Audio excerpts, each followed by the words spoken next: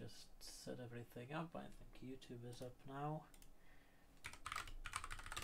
So we're starting with a new branch, branched from main, and we did some work, I think February, on string literals. Actually, I want to name this branch Lex Analysis Strings. So we did some work on string literals in February, and the plan here is for me to have it open in a separate window and copy things over rather than try to go back to that branch, because there's some conflicts and we might want to go through the wording again. So in the lexical analysis chapters, we've done names, we have done keywords, and we've skipped string and byte literals. Instead, we're kind of waiting for t-strings, and I see t-strings are already documented, which is great. Huh. Let me look in the history. Oh, that's wonderful. That must be recent. Okay, cool.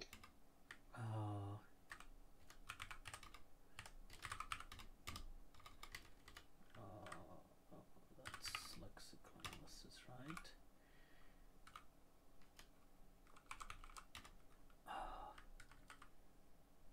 Eric. Huh. Eric added these strings. Wow. Add t-string prefixes to the tokenizer module, lexical analysis docs, and make a test.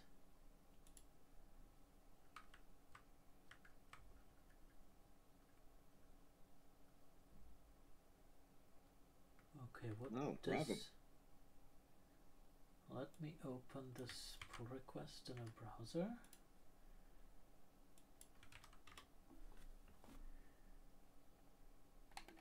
Tokenize all string prefixes does not list all t-string prefixes. Okay.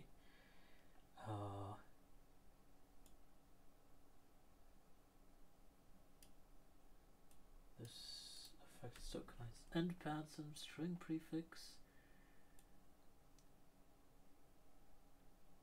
Tries everything with eval and throws them away. Nice.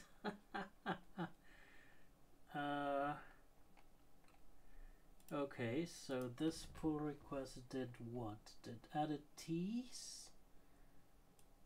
Those were the missing ones. And then test tokenize will get the list of defined string prefixes.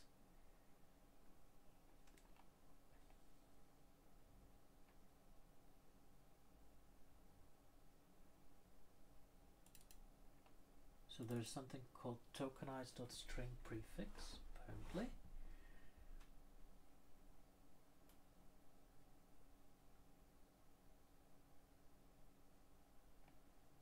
That takes all the permutations of all ASCII lowercase letters. Nice.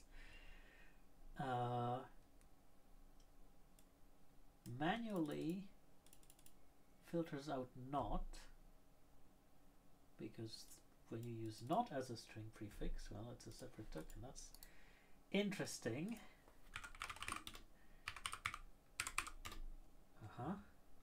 So B is a bytes prefix, but not string is just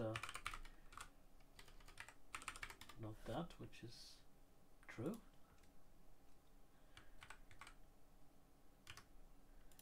Okay, that's something to use in a Python trivia quiz.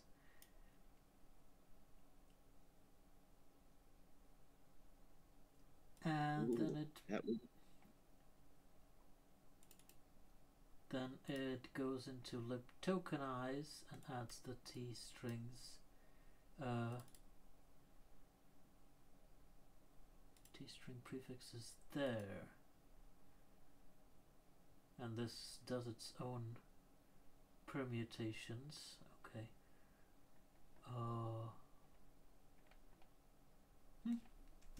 Alright, so this is mostly a bug fix for the tokenized module, which is a re-implementation of Python's tokenizer in Python.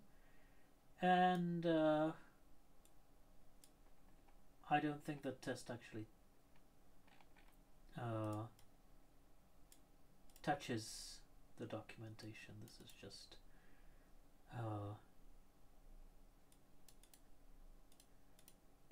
just an extra change there.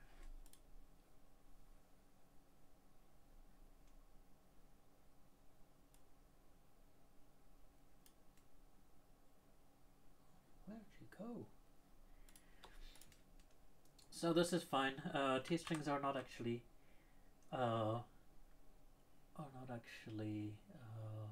documented.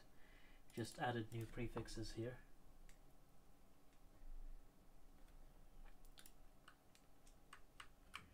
Not sure how much of that you caught.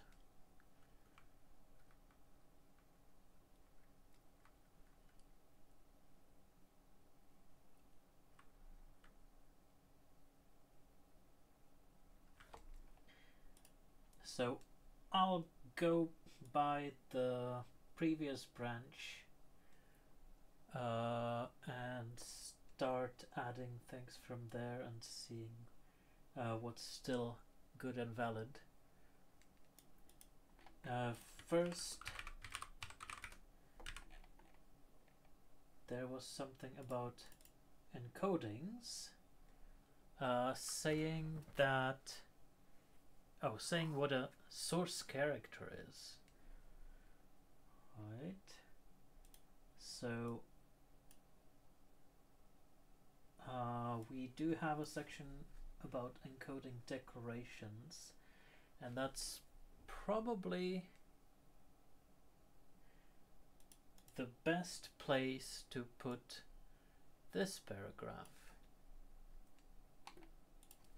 All lexical analysis, including string literals, comments, and identifiers, works on Unicode text decoding using the source encoding. Any Unicode code point except the null control character can appear in Python source. And this will define the source character,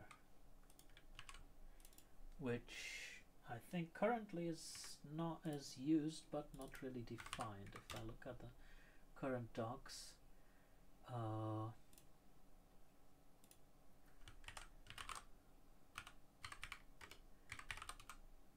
yeah, we use this any source character, which I haven't really seen defined anywhere, so let's define it.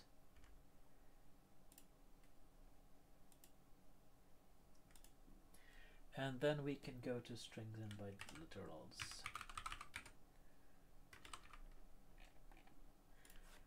Alright, and what do? We try to define what these are, rather than start with the giant and incorrect piece of grammar.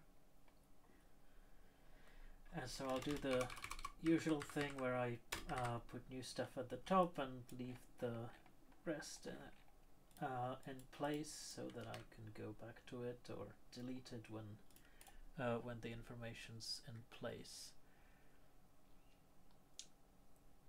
And let me just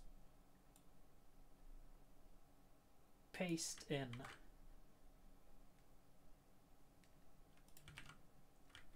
a few paragraphs from the earlier branch.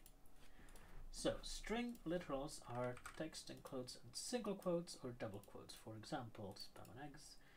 The quote used to start the literal also terminates it, so a string literal can only contain the other quote, except with escape sequences below. Stuff like that. Except for this limitation, the choice of quote character does not affect how the literal is parsed. Right. And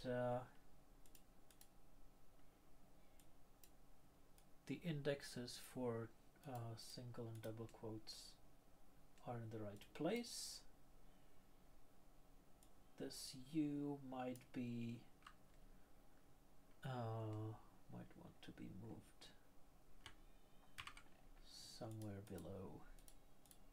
So let me put it in the notes here.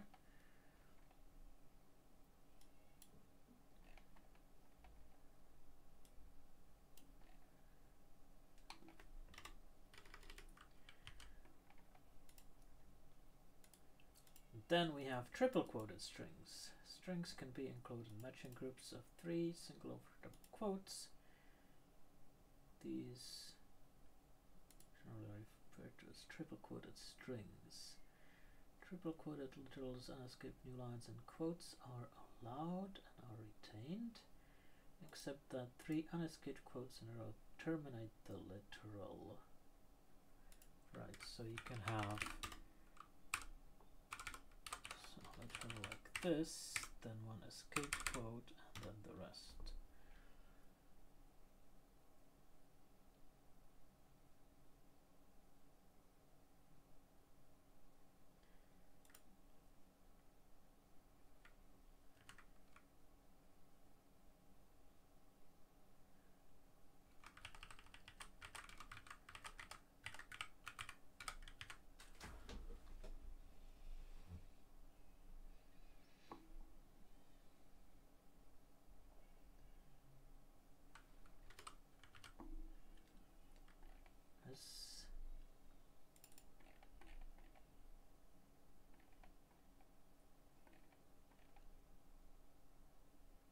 Yeah, that's basically taken from the earlier description, so that should be good.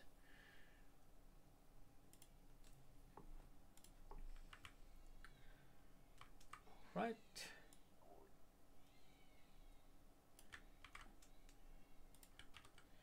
And then we go on to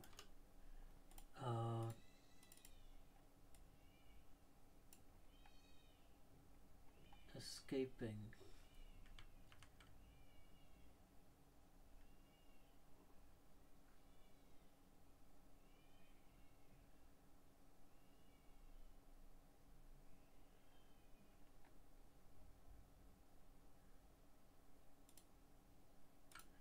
So the backslash escape backslash character forms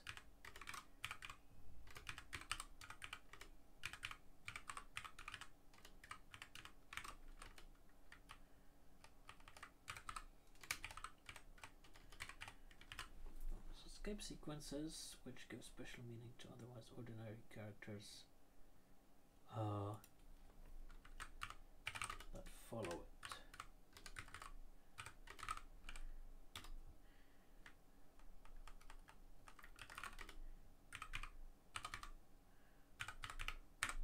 For example, N means new line when escaped.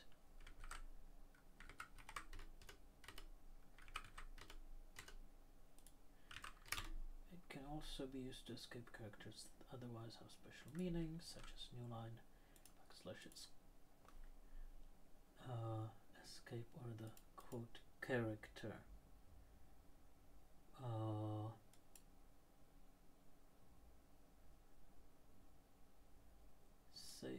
See escape sequences below for examples.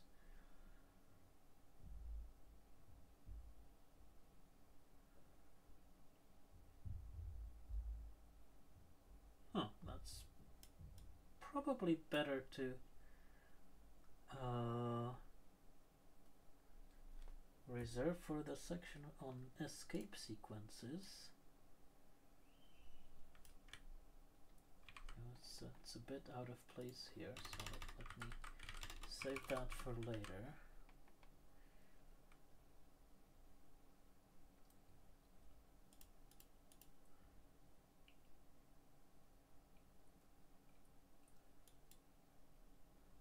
String letters can have an optional prefix and influences how the literal is parsed. For example, blah blah blah.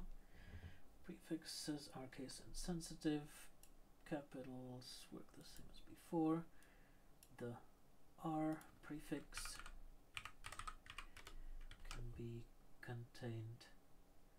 combined with F or B. And now we need to start adding T strings.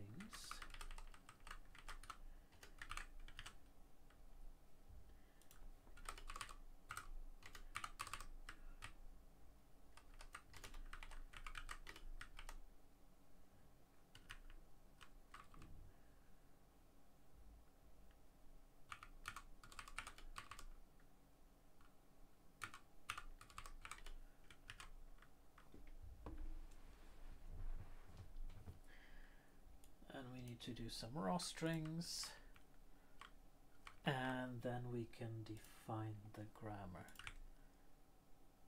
And that's pretty much how far we got.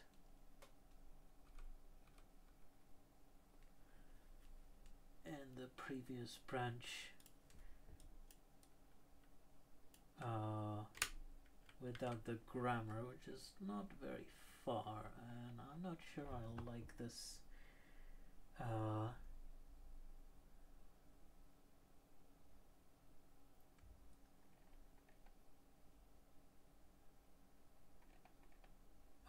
this as a starting point.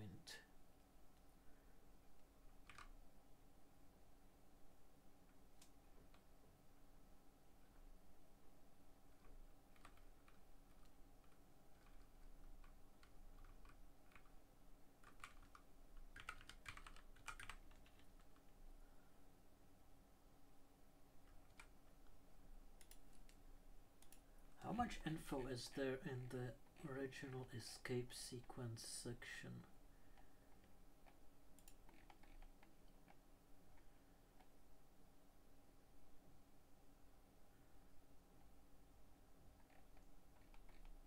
There's a giant table.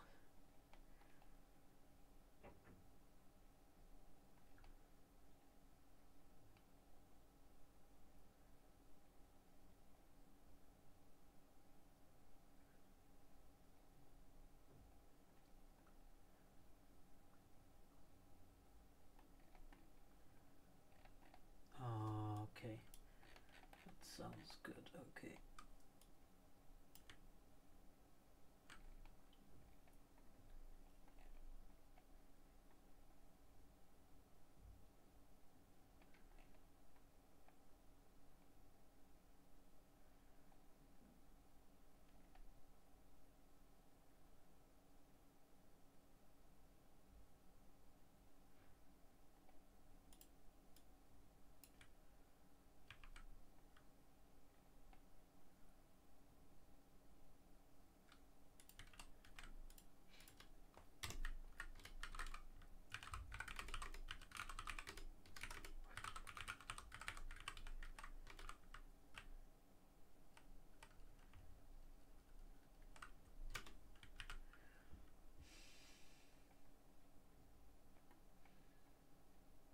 I wonder if this would be better with sections. Like here we have triple quoted string.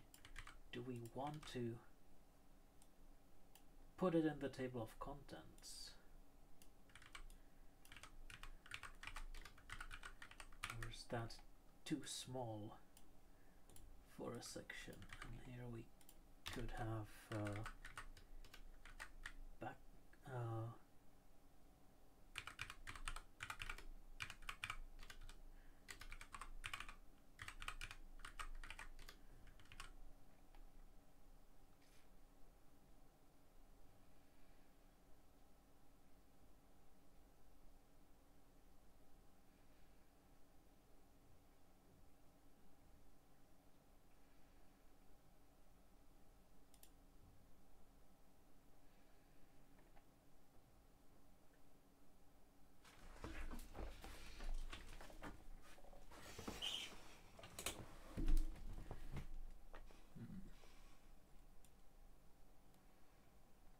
think this or otherwise ordinary is taken from the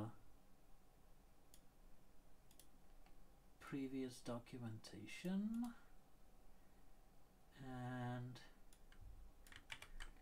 I don't think it's necessary to point out that they're otherwise ordinary. It just can give special which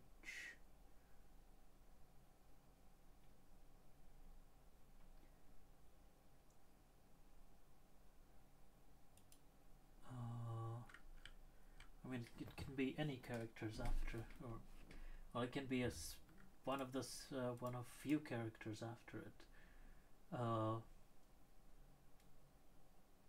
Let's say the backslash character introduces or starts.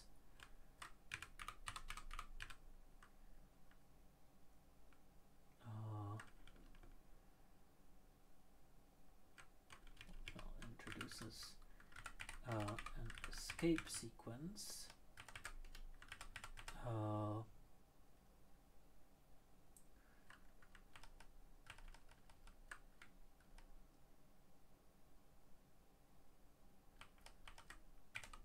Has a special meaning depending on the character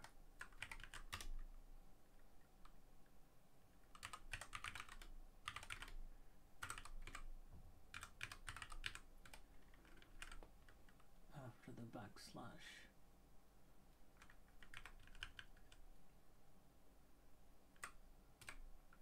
For example, backslash n means new line.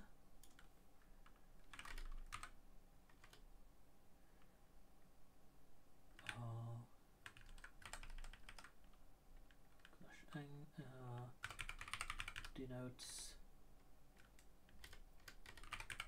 the new line.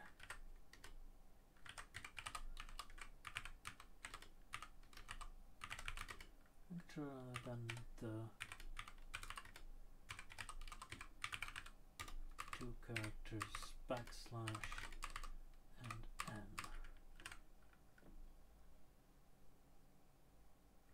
And now we can get rid of this sentence because we're not singling out the ordinary characters.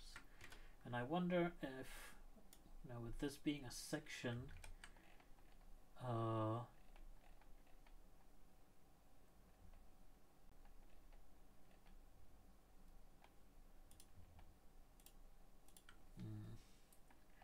this is too big to waste time. It's too big to put in the introduction.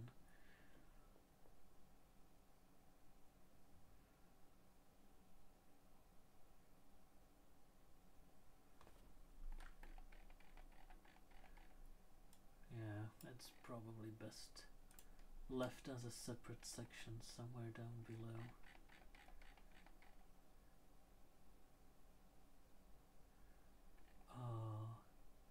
And the escape sequences section below has a full list for more details.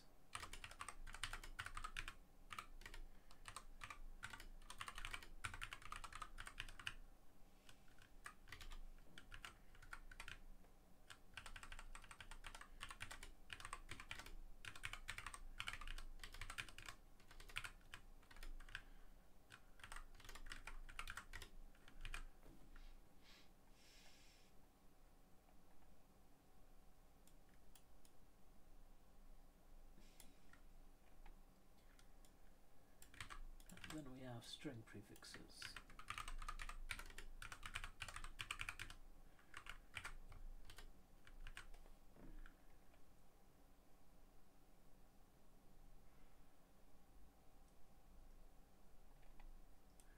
And then we should document raw strings.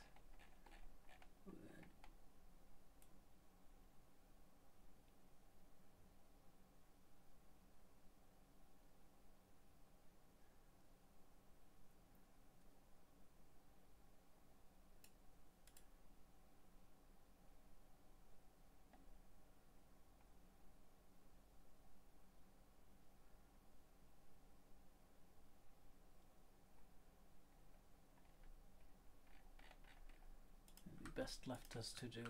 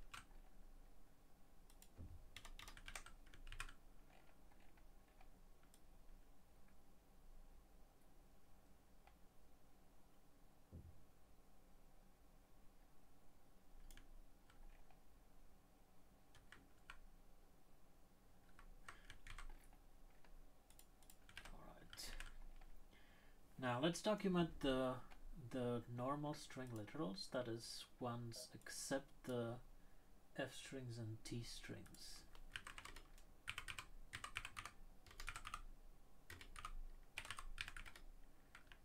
Okay, sounds good to me.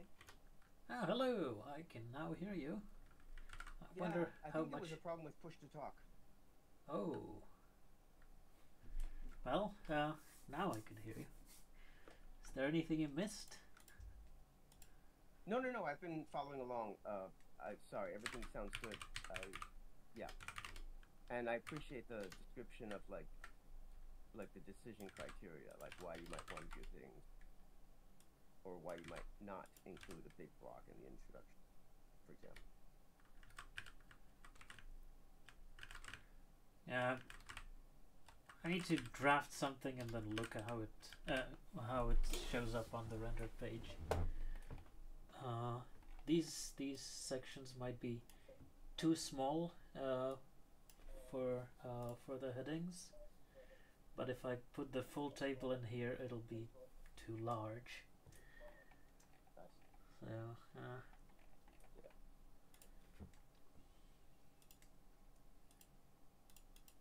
So string literals except F strings and T strings are described by the following lexical definitions. So let's remove all the F and T's, and since we do have lexical definitions, we should use the full power that gives us. So string literals, we remove all the F's and T's, and we're left with R or U, and these two don't combine together. You cannot have UR or RU. And these are case insensitive, so let's do R or U.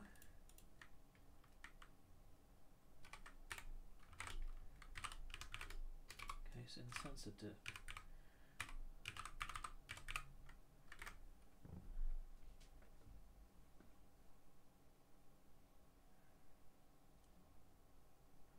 I mean, is that clearer than going R or U or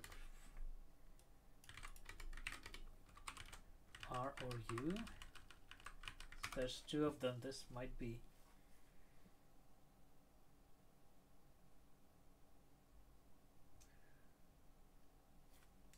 I don't know. I mean, it would be translated, right? So. Translated. Ah, that's a good point. Yeah, these descriptions are probably not translated. Let's see. There's the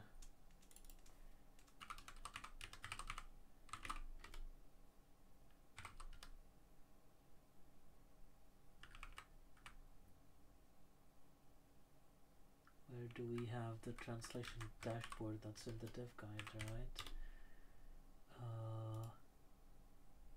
Documentation, translating,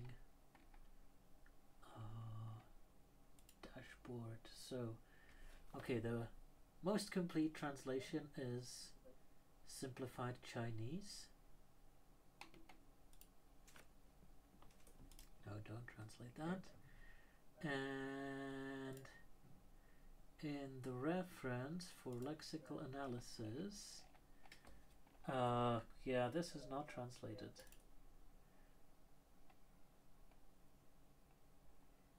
And everything here is translated, except the stuff we changed recently. Of course, right. And of course the things that should not be translated. But this is not translated. So that's one thing to keep in mind. We should use these as little as possible. And with this pull request for the notation section, so before this says angular brackets give an informal description of the symbol defined, and instead of that I here say if it either gives an informal description, for example any ASCII character blah blah blah, or an abbreviation that is defined in nearby text. So I think we should stick to using these abbreviations instead of the text to benefit translation. Let's see.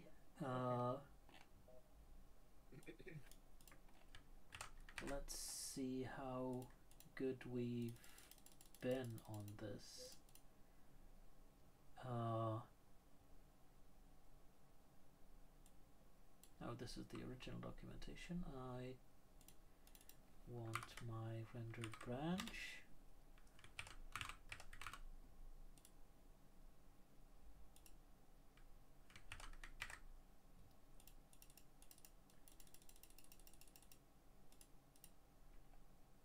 Right, so these would be translated, and here all of these would be translated. This is a non-translatable term, and this one, yeah, that might want, I don't know.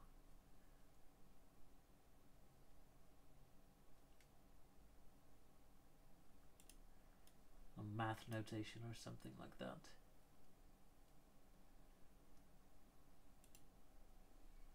But it's certainly better than before. Yeah, sure. Now here we have, that's an F strings, any code point except that stuff. Yeah, that's probably needs to stay, and we need to find a way to translate this stuff. Now that we have new Sphinx directive for that, there might be a possibility to do that. If anybody's interested in contributing that for translations. Anyway, for this reason, it's better to spell this thing out.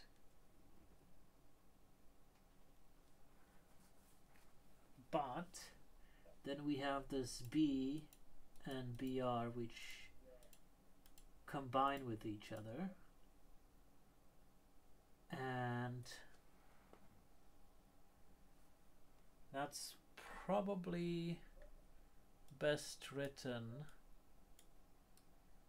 as this: B or BR or RB, case insensitive. And once we have that, it's probably best to do that thing as here as well, just to match this one. Yeah, just to be consistent. Yeah. Yeah.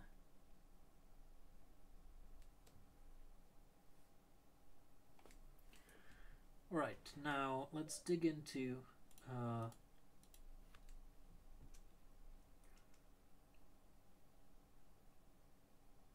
let's dig into what this says. So a string literal has a string prefix, and then it's either a short string or a long string.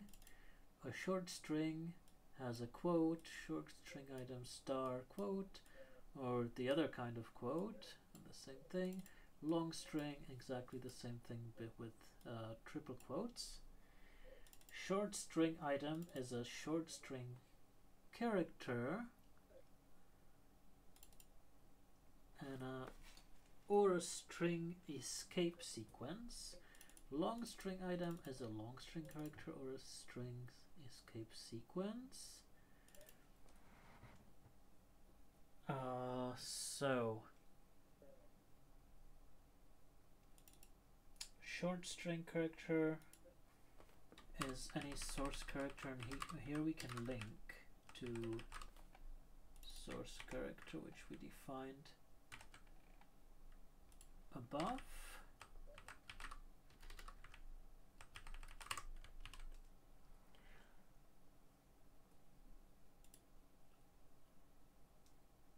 And then we have escape, except backslashes, or new line, or the quote.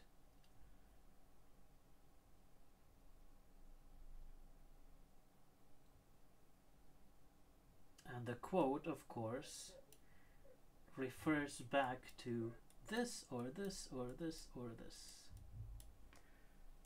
Right? Yeah. Yeah. Which kind of doesn't make this a formal grammar, but that's fine. And then long string character, except this. And again, a long string character cannot be like, I mean, this would allow 3 quotes, right? But you cannot have those.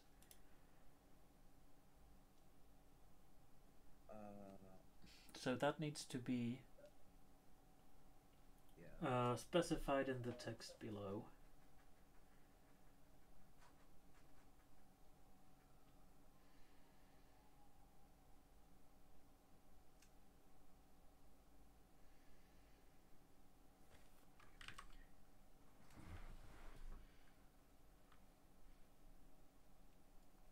And then we have pretty much the same thing for bytes.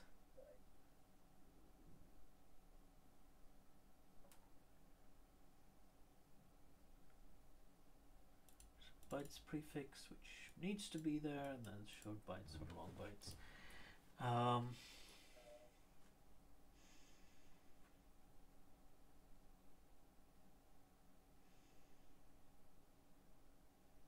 Should we try to combine the short and long variants?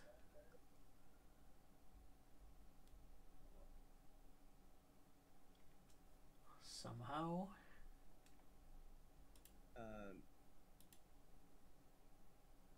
Hello, hello world. Hello, how are you? Oh, quite good. How about you? Good as well. Struggling with this unwieldy grammar here about strings. Oh yeah, the lovely T strings. Well, not even T strings yet. There were T strings here, but now I said except F strings and T strings. Oh yeah, I misread it. Nice. So I can have this. And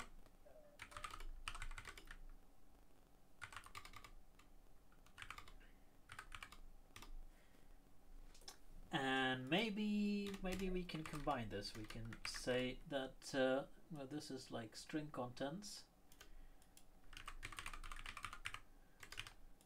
and string content contents are a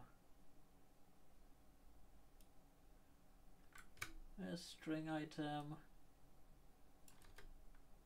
a string item, or the ones with the triple quoting, which would take care of the long string as well. Then any string item would be a string character or a string escape sequence. And then a string character would be any source character except backslash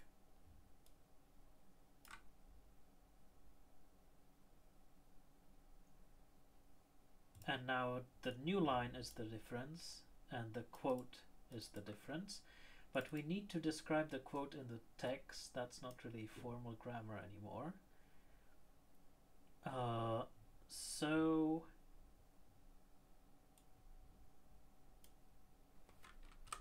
let's say except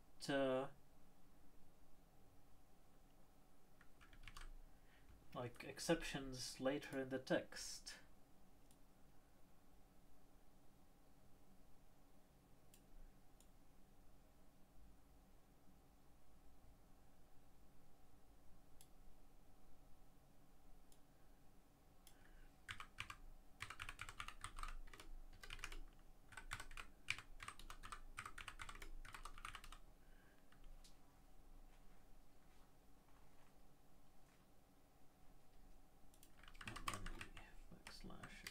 Source character.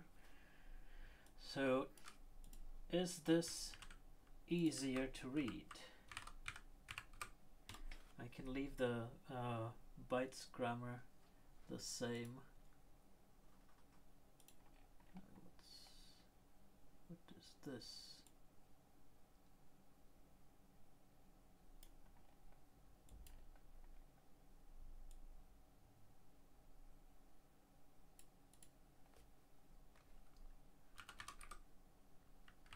It seems a little more easier to scan, like it's a little bit structured somehow. Like the distinctions are right next, right next to each other.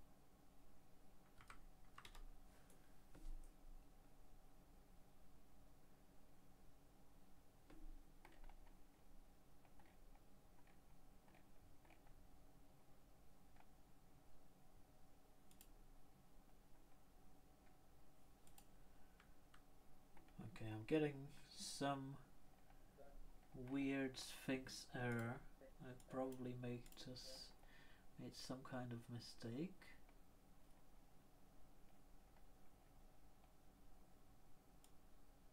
Value error substring not found.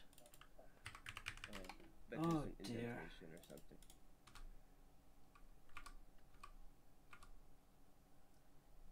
Grammar snippet is looking for a colon. Okay. Oh. Yeah, I should be using grammar snippets instead of whatever else was there, right? Where do I have an example of grammar snippet here? Grammar snippet, yeah.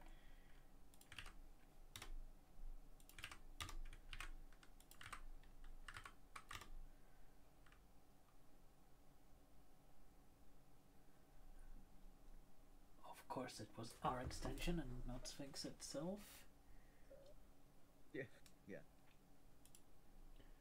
So are we there yet?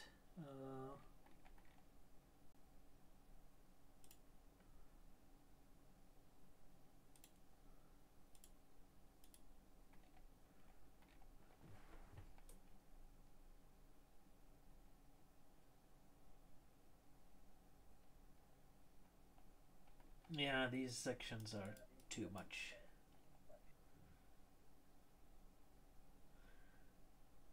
So string prefix can be RRU case insensitive, and string contents can be string item in these quotes or these quotes or these quotes or those quotes. And those should probably be in 4 separate lines, just to make it a bit easier to see what's different between them.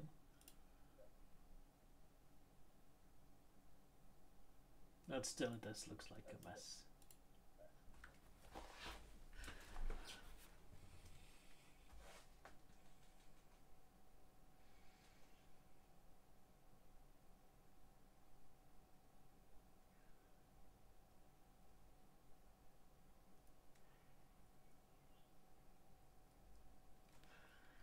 So we could go further and say quote string item plus quote, and then say quote is this or that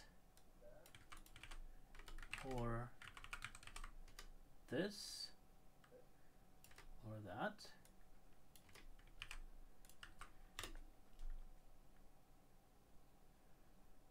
And then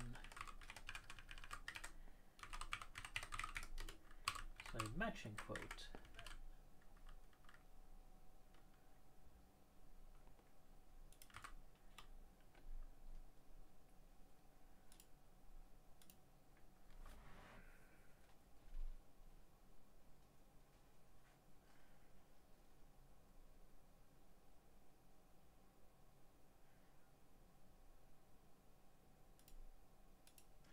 I mean, it's as formal as before, I guess.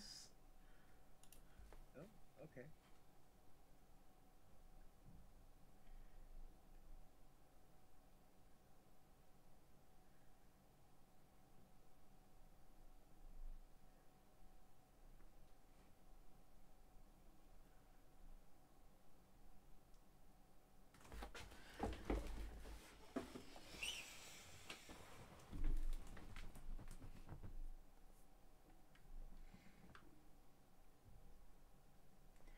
And we can say, later that the quotes needs to match. Let me align this.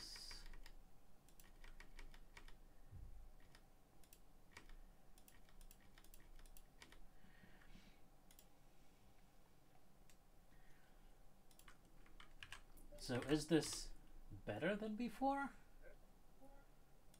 Better than the bytes?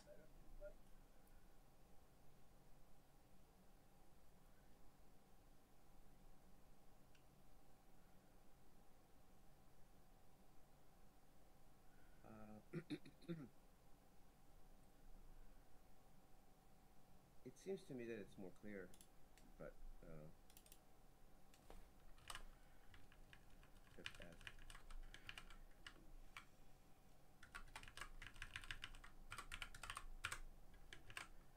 Yeah.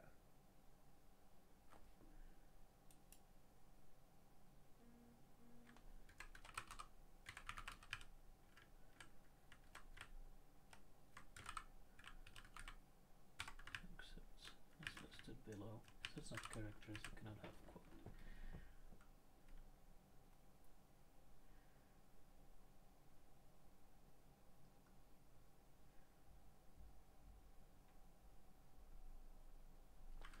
And then we can go string char, string character cannot include the backslash.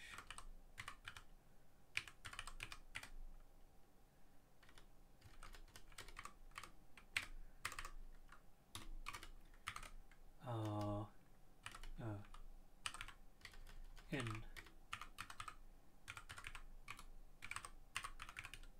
triple quoted strings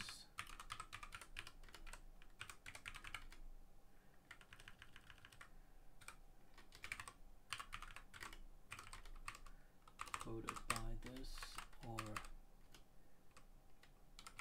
that.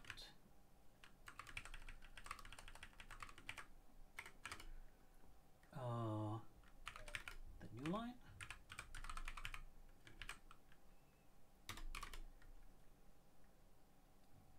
It cannot have the quote.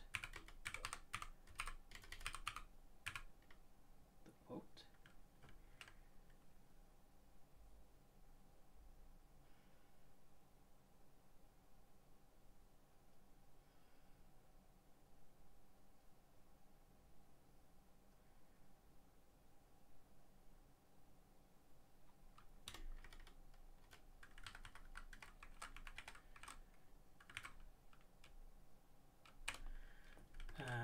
guess here that should describe that. Well, that's about these three characters, not just one.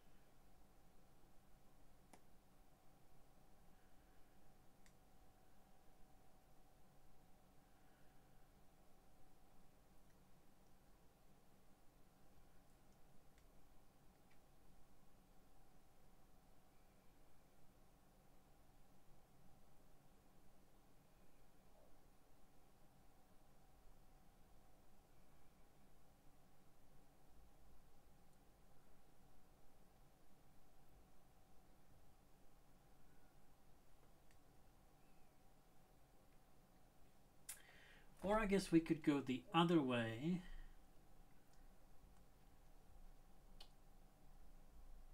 And try to put this in grammar form.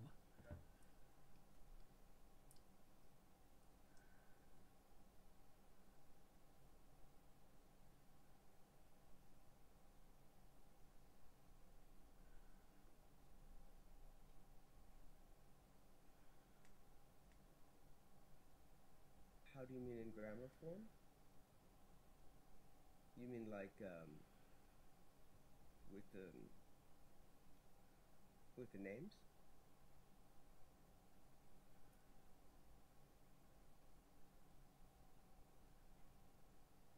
No, we say the string character cannot include the quote character, but then string item can include, like, string item for triple quoted characters can include like a lone quote. Let's say.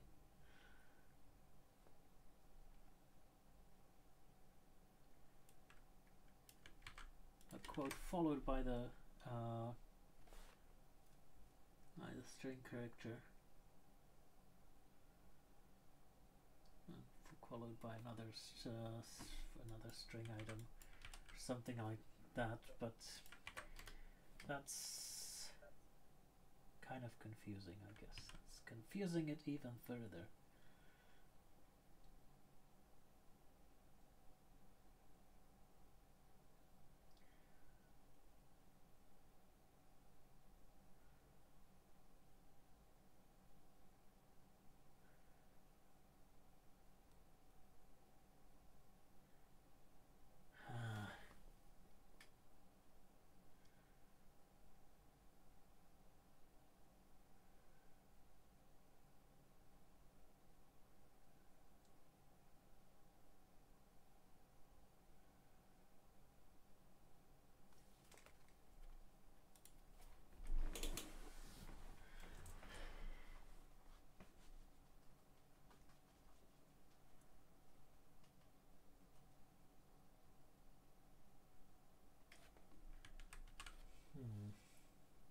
I think I need to sleep on this. Yeah, I can pass the recording around. Link to the in case people have it. The embarrassing recording of me sitting here in silence, staring at this and trying to figure out a way to make it both pedantically precise and understandable. Yeah. Yeah. So okay. So let's leave this one for later. I'm sure there is a way to encode this. And let's move on. There's something about raw strings that's to do. So I guess what we want to do now is remove stuff that's already in this introduction. So the grammar is there. Originally this says that one syntactic restriction not indicated is that whitespace is not allowed, but this one actually is indicated by the production because this is lexical analysis. So instead of this, we should say note that as in all lexical definitions,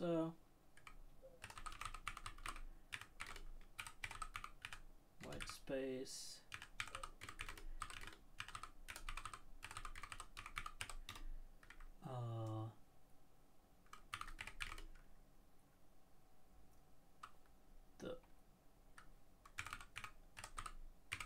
the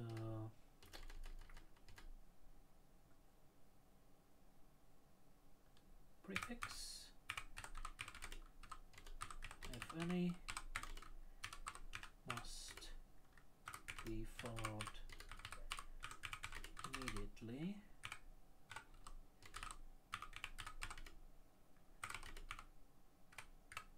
by the string contents,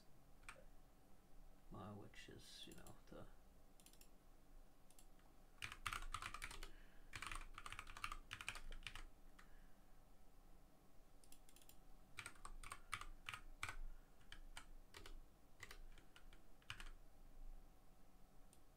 contents, or content is probably a better word.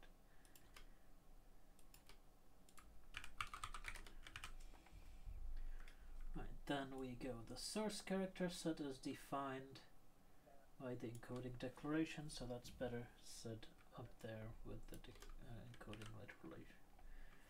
And declaration, now this says in plain English. I switched that around so the plain English description is first.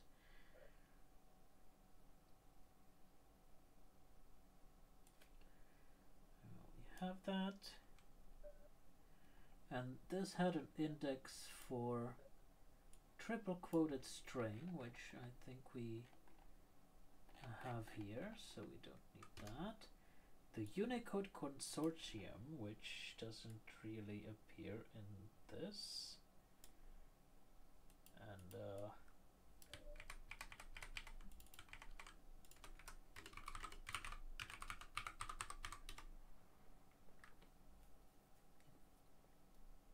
Unicode Consortium appears in some copyright blobs in the source and some how-tos, but not really here.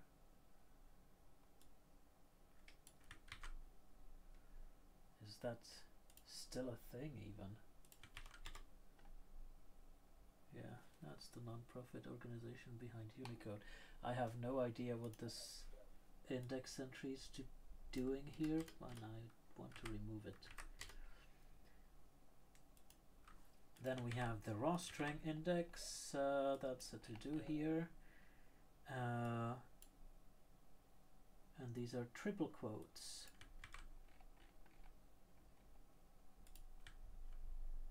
So that's for these triple quotes. That should be all the indices. Byte literals, okay.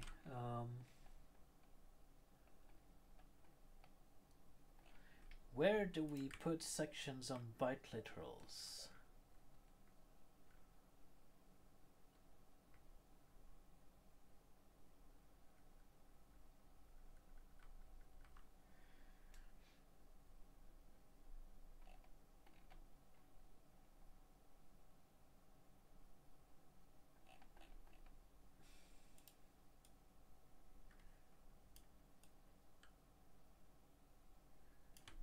Probably want something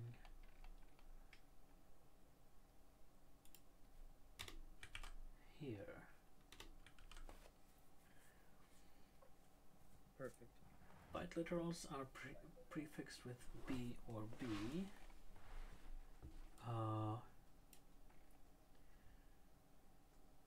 produce an instant of the bytes type instead of the str type. They may only contain ASCII characters. Bytes with a numeric value of 128 or greater must be expressed with escapes. Yep, that's good. Except we don't want null characters in our byte literals, so any ASCII character is not exactly right, because null is the only Unicode character that's not a source character. That's not a possible source character. But it is in ASCII, so this would be more correct.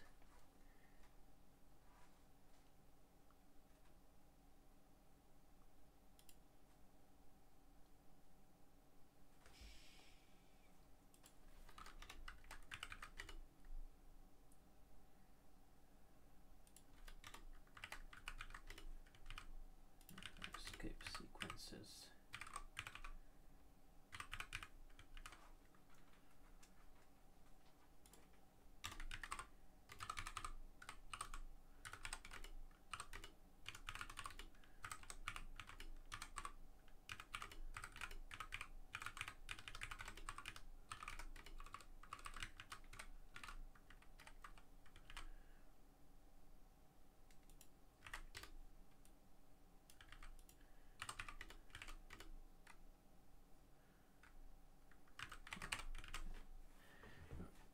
There are several you can use. Alright, then we have raw strings.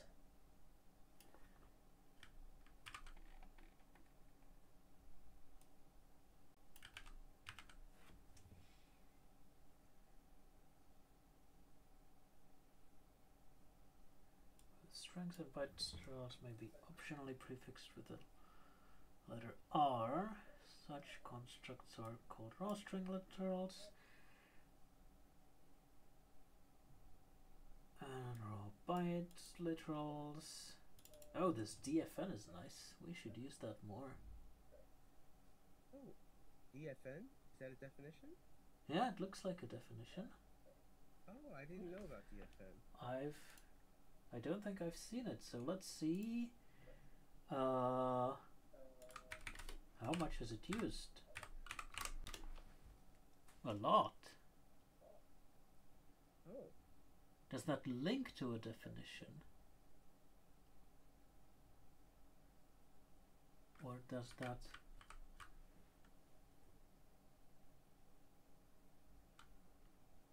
Huh.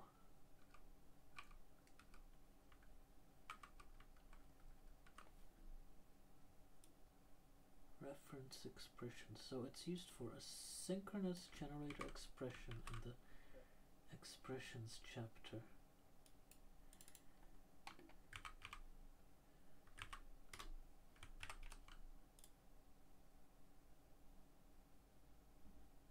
Is that right? Expressions.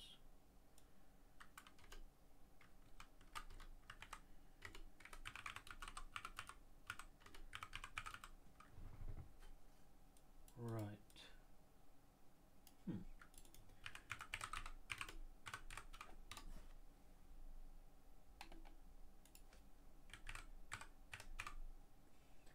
DFN, it's a Sphinx row. Mark the defining instance of a term in the text. No index entries are generated. Oh, so it just makes it italic or something. Okay. Okay, why not? Let's start using that everywhere. Yeah. DFN. Bytes literals are always prefixed. This.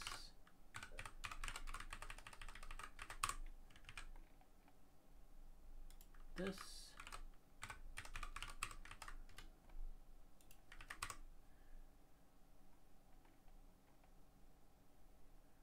This.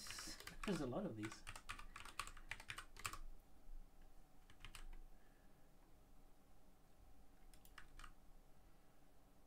this, maybe not.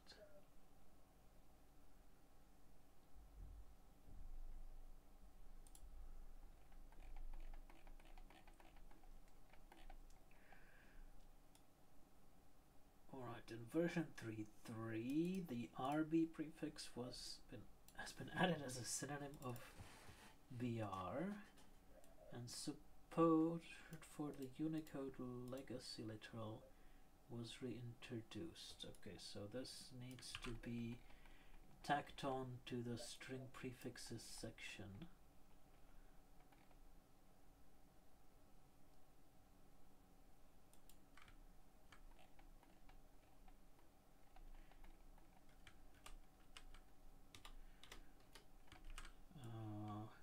Either here or after the bytes raw strings.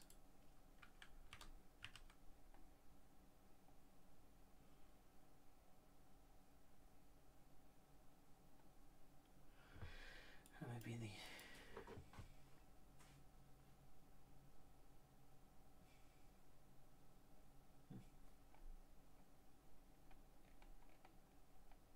okay.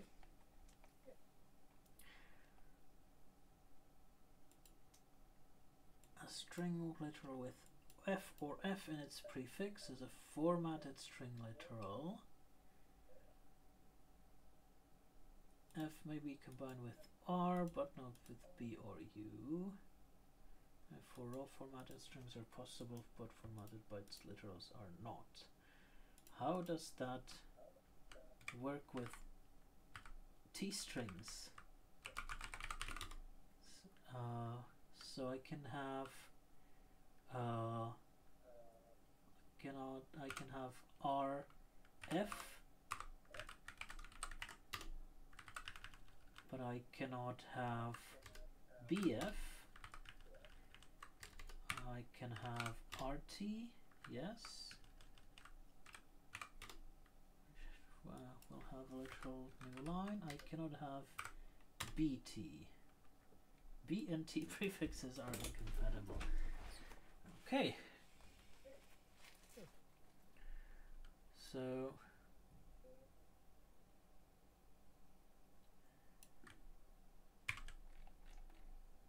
this should probably go here, and we need the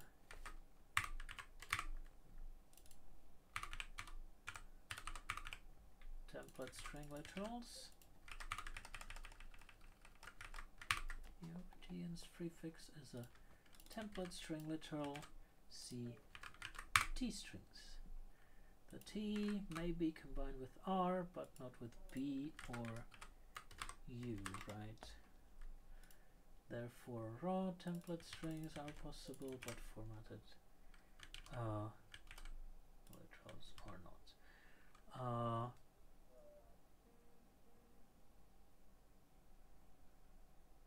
This needs combining.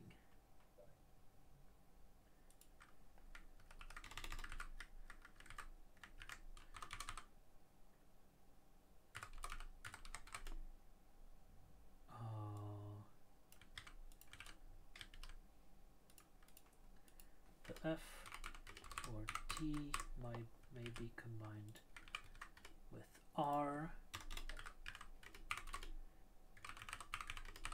to create a raw formatted string.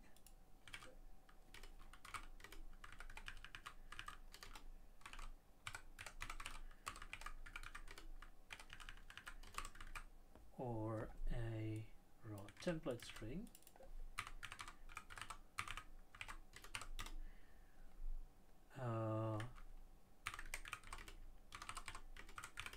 They may not be combined with B or U or each other.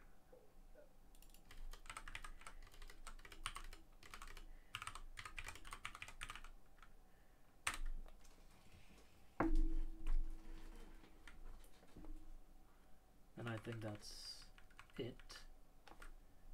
Formatted bytes literals. I guess we can just leave that out.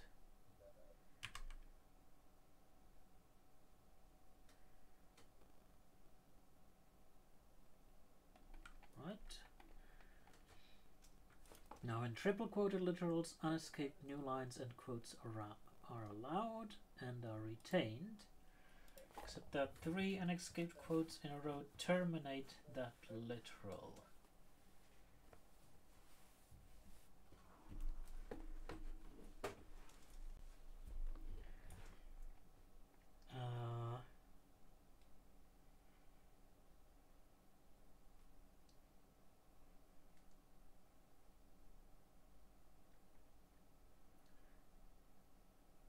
Quote is the character used to open the literal. Okay.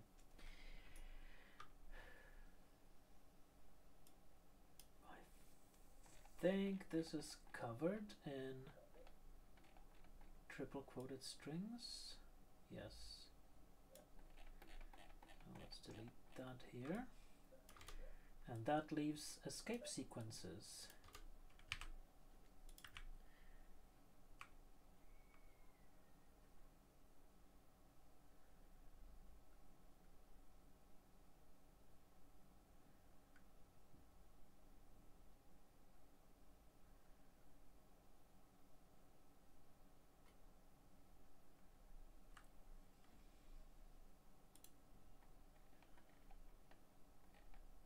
And there's one thing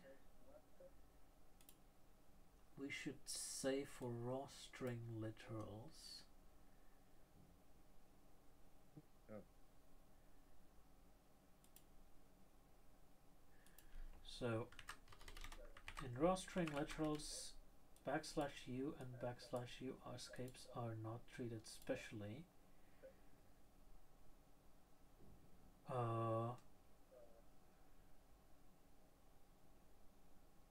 Well, no escapes, no escapes are treated specially. No, or escape sequences are not treated specially. Right? Yeah.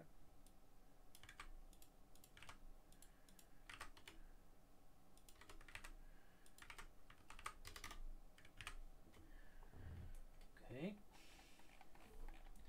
Now escape sequences. Unless an R&R prefix is present, escape sequences in string and bytes literals are interpreted according to rules similar to those used by standard C.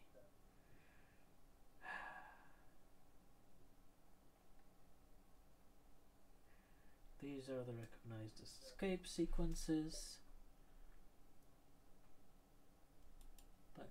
\new line, a bunch of characters, \000, \xhh, /n and a name, /u and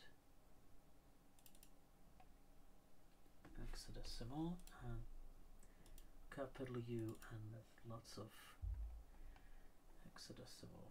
Okay, so what do the notes say here? \ can be added at the end of a line. Oh, tricky. Ignore the line. Oh, these might need a note in the grammar though. Escape sequence. That shouldn't be any source character because But you can this any source character except this is special. I wonder if you can do something like \n.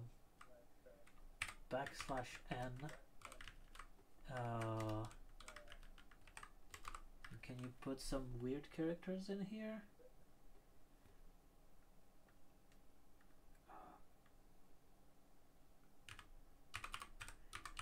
Can you put a snowman in here? Can you put a quote in here? No.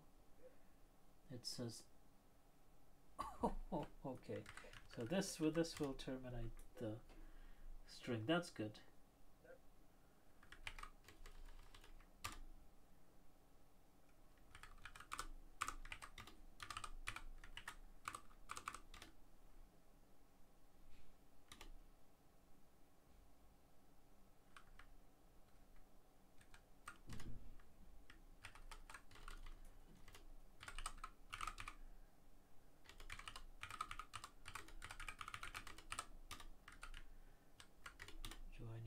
exact number of spaces? Yes, I do.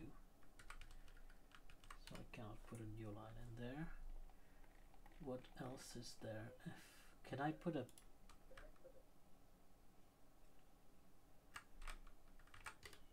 like a something like this? No.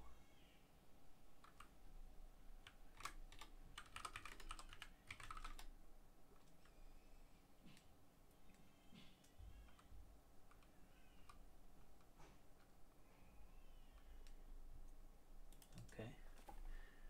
So I guess this checks out any ASCII or any source character, but it doesn't really provide for the weird escape sequences.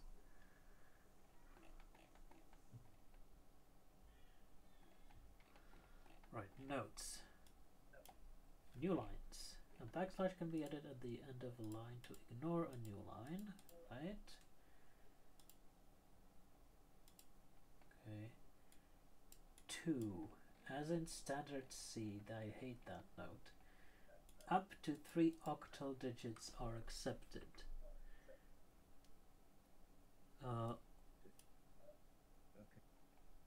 And in recent versions, octal sequences with a value larger than 377 produce a syntax warning. Huh.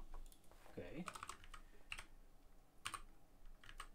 So if I do 07777, right. Oh, it's without the O. Just 777. It's an invalid octal escape sequence. Such sequences will not work in the future. Did you mean this? No, a raw string is also an option. Okay, it's interesting. And I guess the 377 would be... Oh, what? No. I What? didn't say anything. What is this? Oh, that's a strange little character.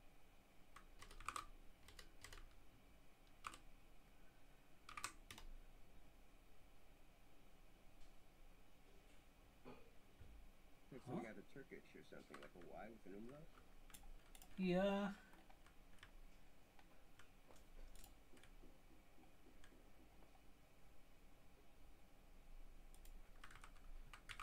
Okay, this says, so I'm definitely on higher version than 312, and it says this octal escape, which is,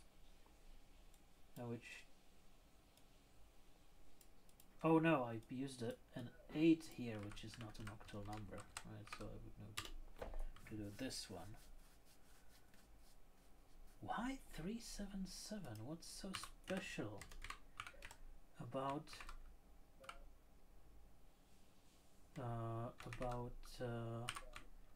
377? Oh. Boundary? No. 255, okay. It's 255. Okay.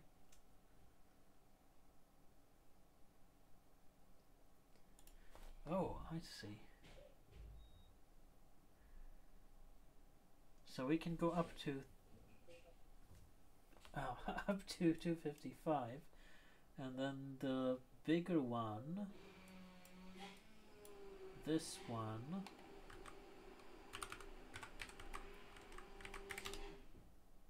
is 256, so it's no longer like a Latin 1 character.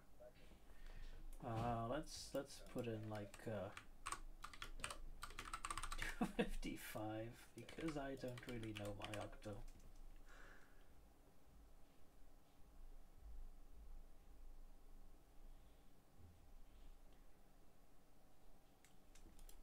Okay, up to 3 octal digits are accepted, and octal digits are 0 to 7.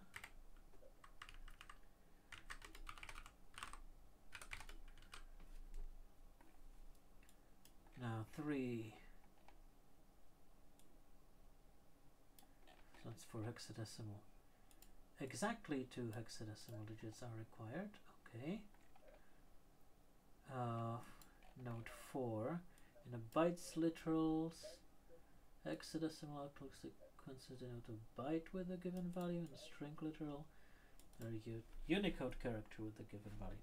So I guess I cannot do this in a bytes literal. Oh, that just overflows. Wow.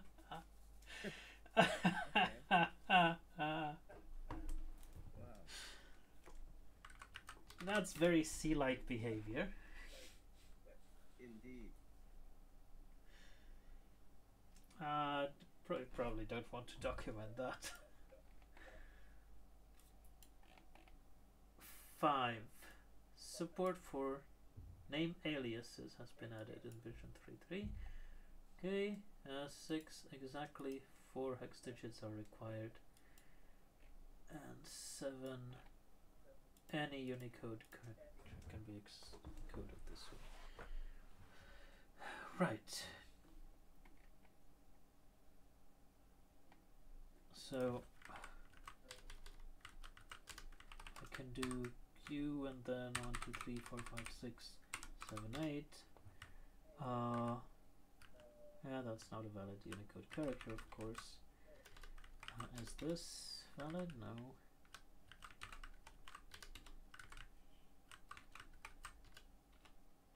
This one is, whatever that is.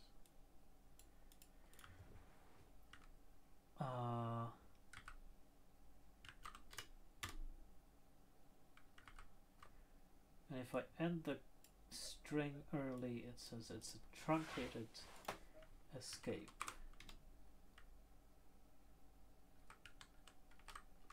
That's good. Okay.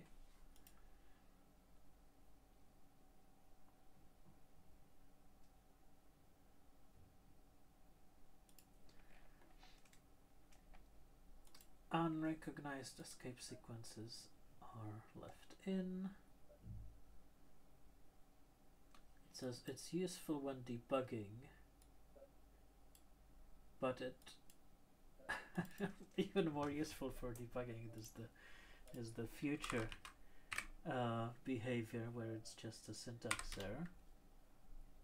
Yeah. So let's leave this note out.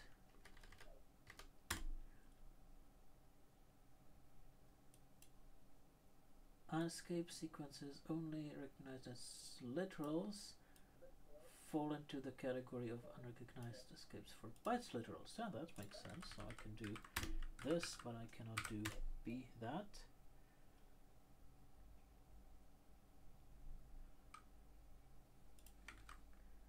And let's just note that for byte literals, for 4 bytes literals, escape sequences only recognized as string literals fall into the category of unrecognized escapes. There we go. Even in a raw literal, quotes can be escaped with a backslash, but the backslash remains in the result. For example, that is a valid string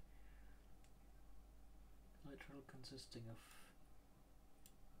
2 characters, yeah, backslash and the double quote. This is not a valid string literal. Even a raw string cannot blah blah blah. Specifically, a raw literal cannot end in a single backslash, since the backslash would escape the following character. So this would be nice to put in the raw strings section.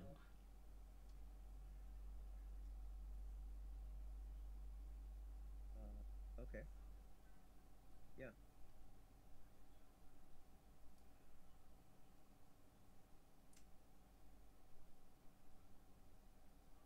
And note also that a single backslash followed by new lines is interpreted as those 2 characters. Oh, that's Sounds a little interesting. Yeah. Not as a line. Oh, okay. Hmm. Yeah, that's reasonable. Yeah, it is totally. So, if we take this section about escape sequences and check it in here,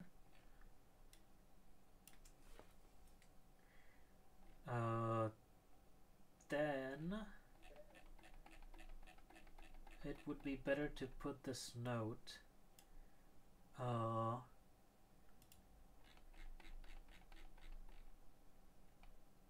somewhere here with the bytes literals, or no, with the raw literals.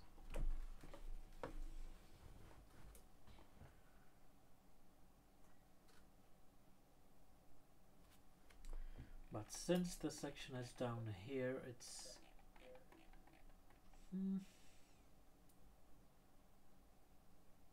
probably best to leave it here.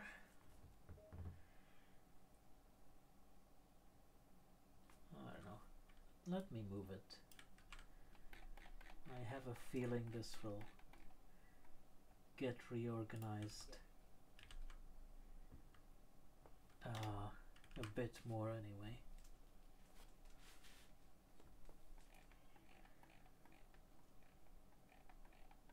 So we have escape sequences. We have string literal concatenation.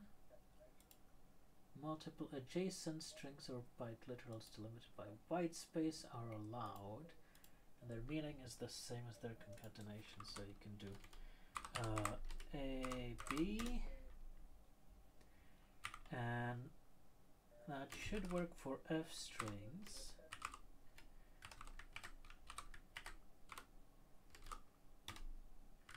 Not sure if it's allowed for T strings. Yeah, it is.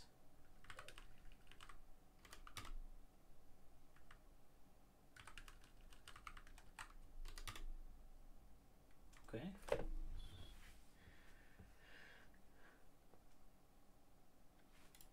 And I don't think you can concatenate big bytes and non-bytes literals. No.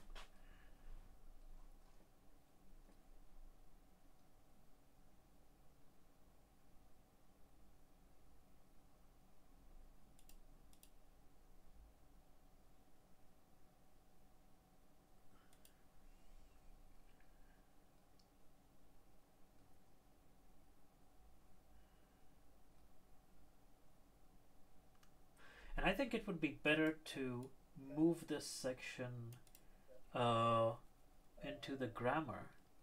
It's defined at the syntactical level, not in the lexical level.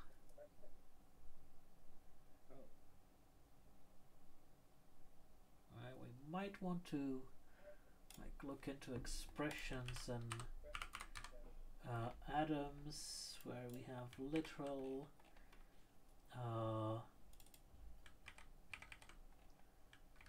and that's string literal, which goes back to here, and that gives us a string literal or bytes literal. And since we're separating strings and bytes and F strings and T strings, we might want to update this definition a bit. I wonder how that's handled in the grammar. There's a strings which can be F string, string or T string, and that concatenates things. Okay. There's also a string token, right? And I wonder if there's like bytes? No.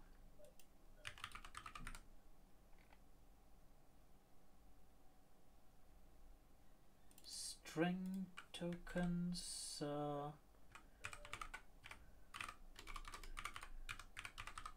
If I tokenize a byte string. Yeah, that's still a string, lexically. Yeah. So what we will want to do is say that the string token can be a string literal or a bytes literal or an f string. That's this, which is a grammar concept, but we probably want it in lexical analysis, or a t string.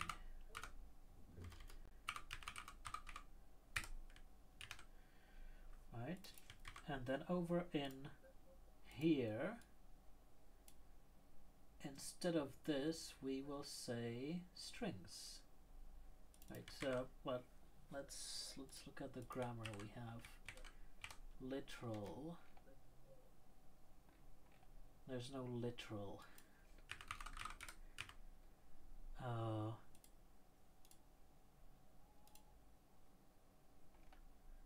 Adam.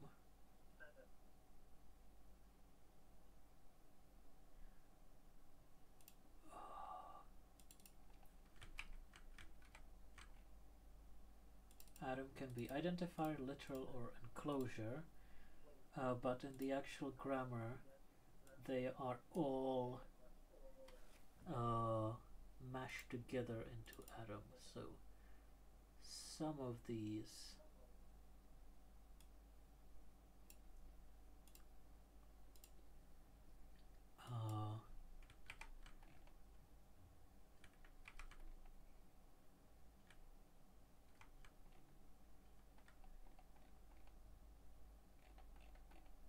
okay, so I guess literal will be some like extra name that that we will use just in the documentation grammar, but we should use strings. Oh, okay. And define strings.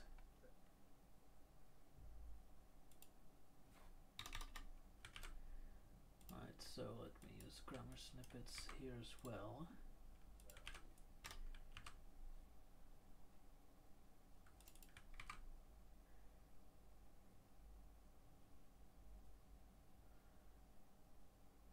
An integer, float number, and imaginary number are collectively known after the other pull request is merged as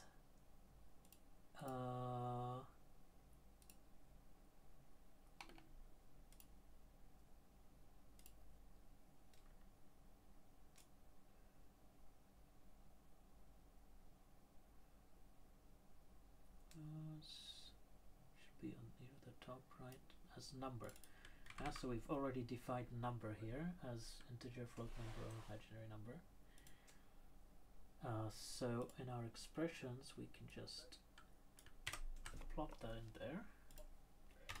And our strings, we can define that exactly as the grammar does, as f string, string, or t string, where string is the token itself.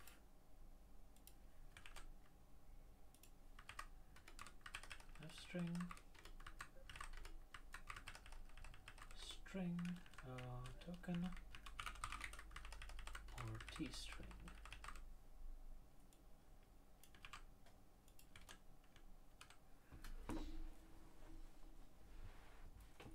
Right? Yeah.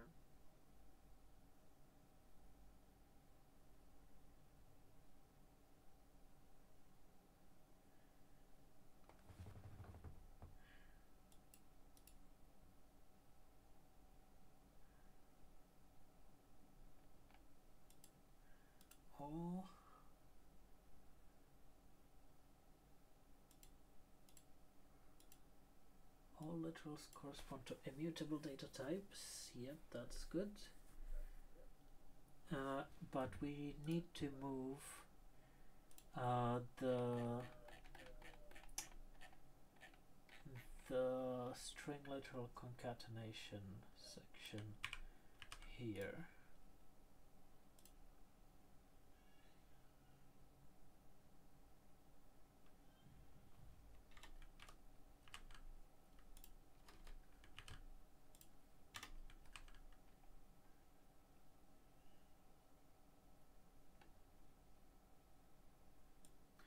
It's kind of weird to talk about that here. Maybe that should be left in here.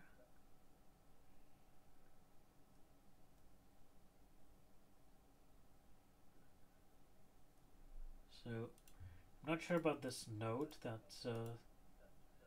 this feature is defined at the syntactical level but implemented at compile time.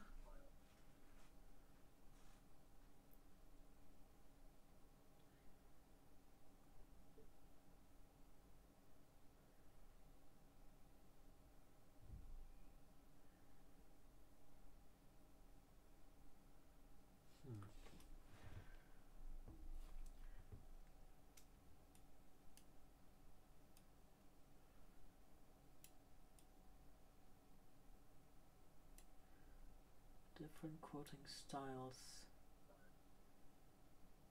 Formatted string literals may be concatenated with plain string literals.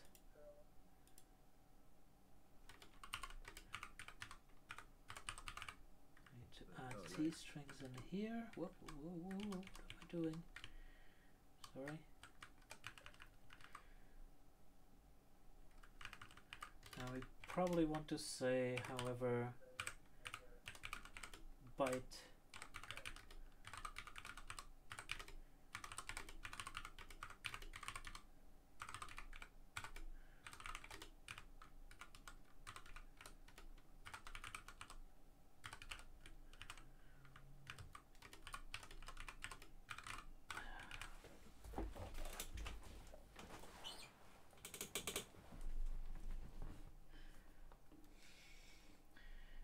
and probably cross-link this. So this is defined at the syntactic level, so link that here.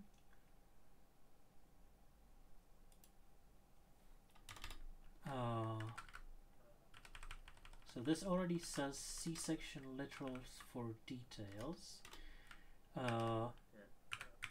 C-section string literal concatenation.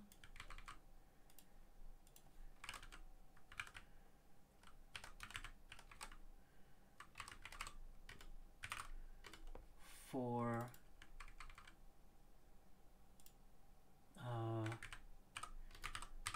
details on strings.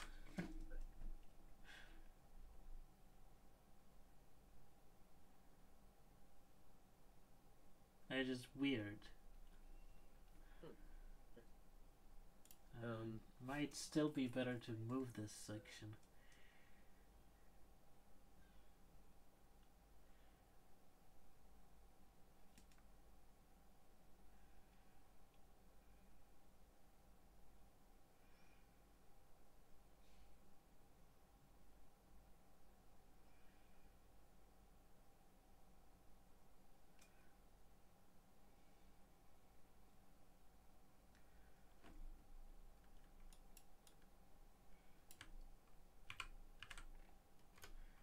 Leave the literals alone.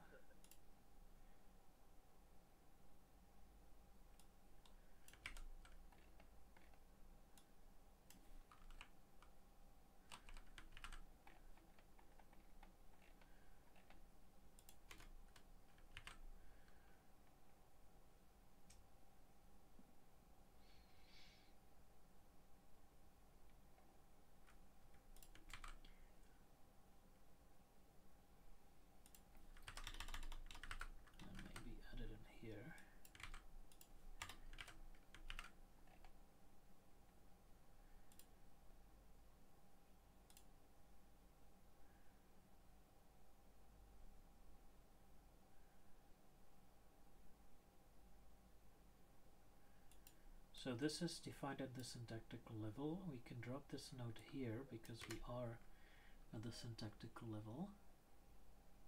Yeah. The plus operator must be used to concatenate string expressions at runtime.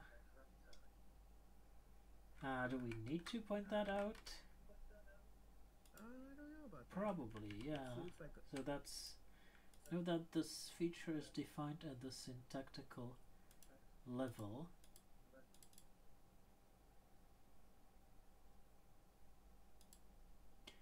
I mean, So it only I don't works know. of literals. Yeah. Uh, Oh, I see. Yeah, that's the implication. yeah, the plus operator, blah blah blah. And I could put an example here, name equals lays, and then I can do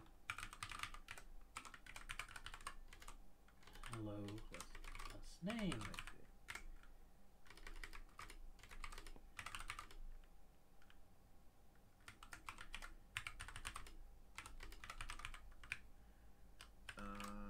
Very good.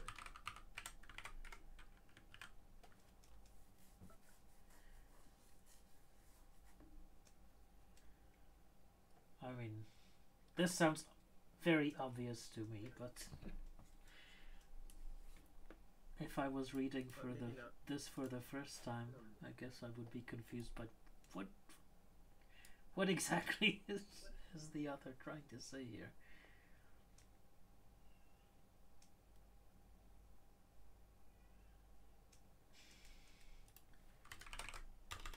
So here we can say f string something t string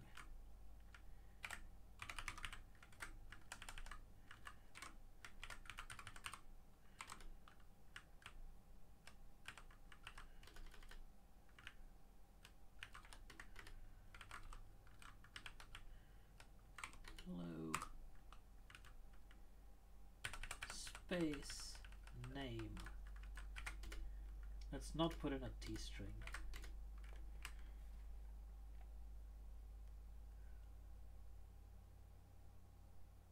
This, yeah.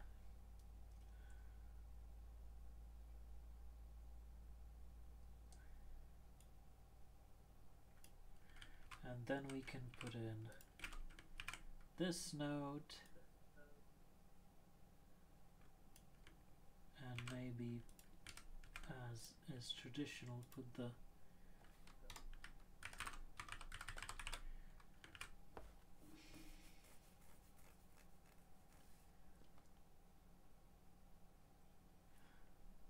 the formalization is of things up to here.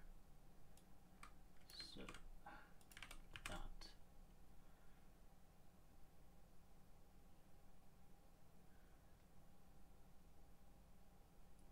Possibly using different quoting conventions are allowed. So this doesn't need to be repeated.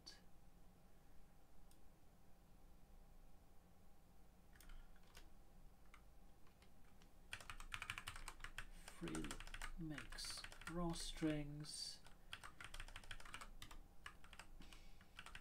triple quote string, triple quoted strings,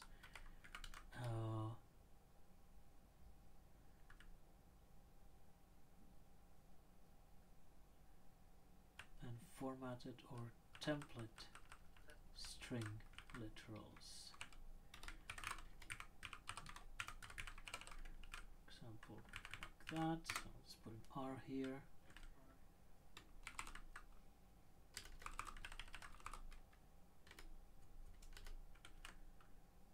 I don't know.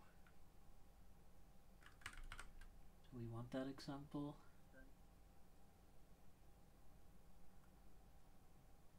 Sure. Yeah. No. It's just a mess of quotes.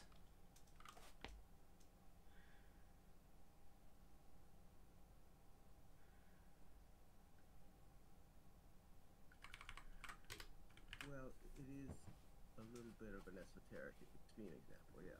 Yeah. This is a nice example. Yeah, that one.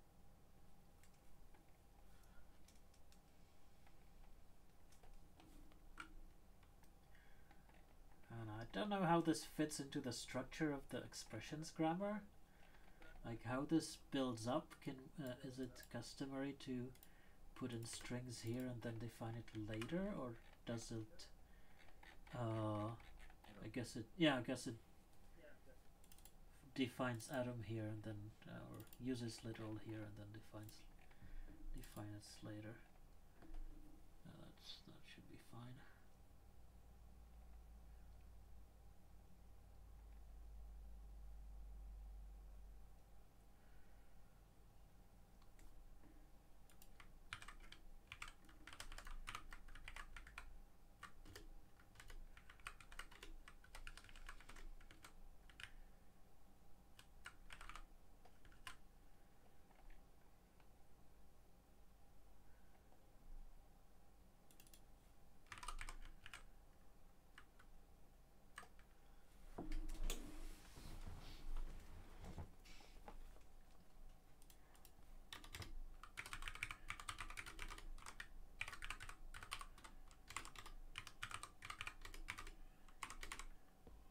This might be even better.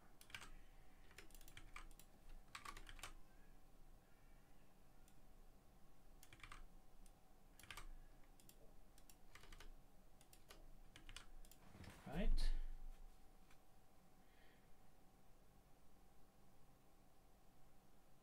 Reading. Oh, that's great. Yeah. Not. Yeah. So the main reason for doing that is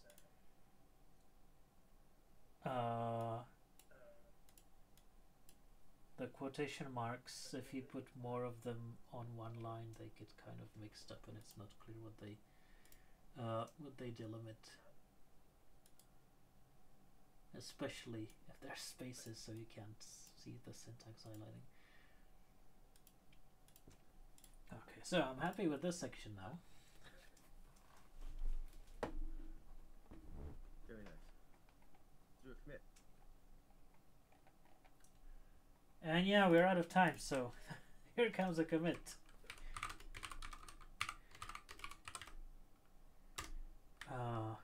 Work in progress. String literals. Sure. And let's put your byline in there as well, so I don't forget. Right, thanks for your attention. We got 2 F strings with, well, a lot of stuff to do still. Yeah, but it was you did beautiful work today. Thank you. I think I'm overthinking it. Hopefully this will be done for the 3.14 release. Anyway, alright, so that's it. Thank you and see you next week. See you next week.